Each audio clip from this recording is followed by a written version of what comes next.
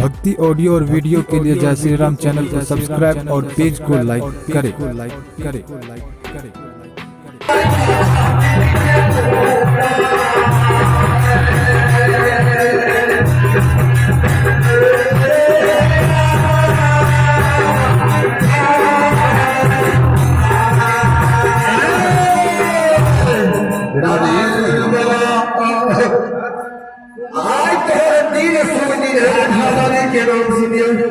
सुमित कुमार बाबू के तरफ से 21 रुपया के दाने ले श्रोता भगवान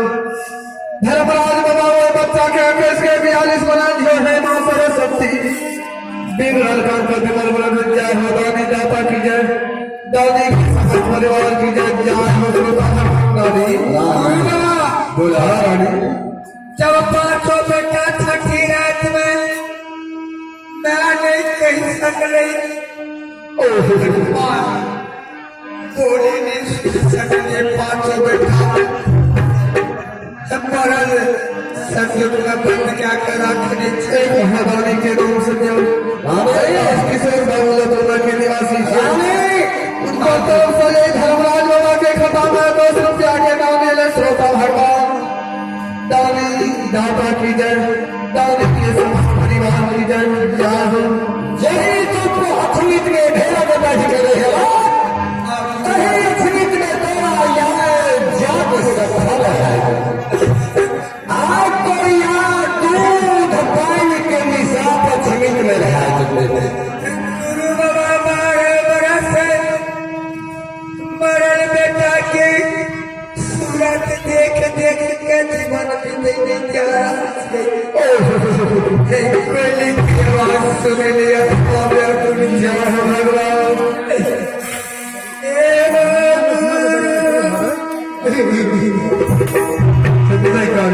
धीरे धीरे भगवान के घर में जेल से उधर नहीं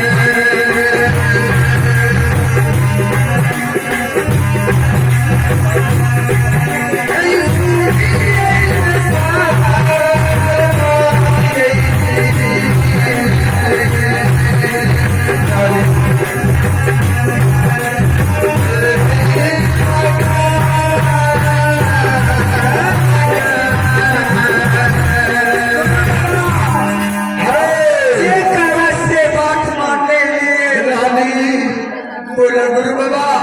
दिन में धीरे धीरे गुरु बाबा 12 दिन में धीरे धीरे जाए तो द्वार में दूध पहन के निशाब देते हैं तेरा हमारा नाम ज्योति नहीं राजा के बुलावा जल्दी रानी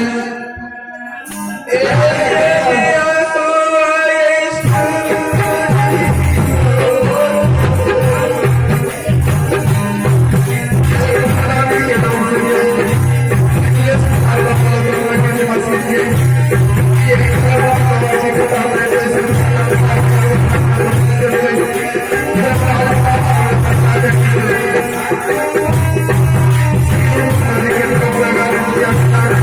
तो बच्चा के के पास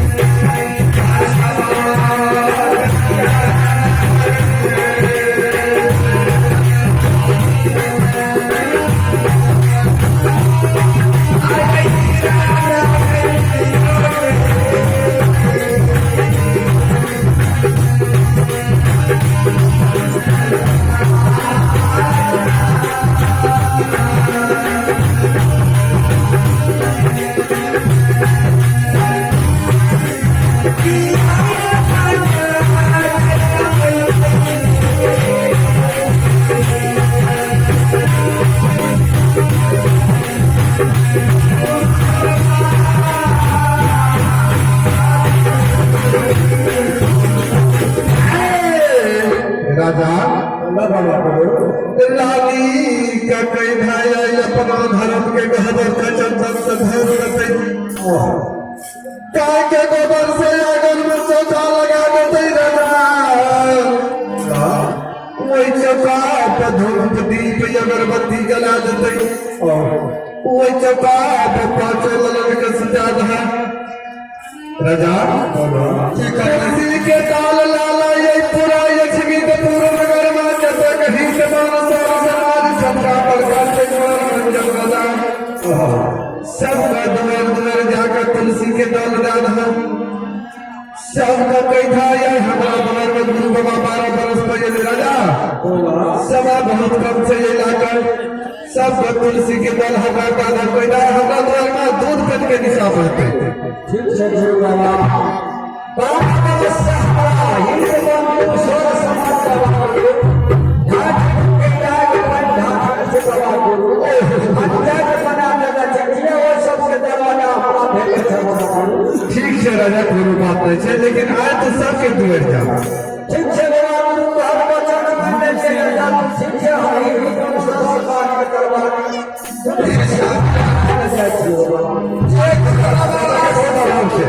जय गुरु बाबा आदेश देंगे हमने छियकने को बंद के चंदन के से धोरे जी गोबर के और सब हाथ चक्कर लगा के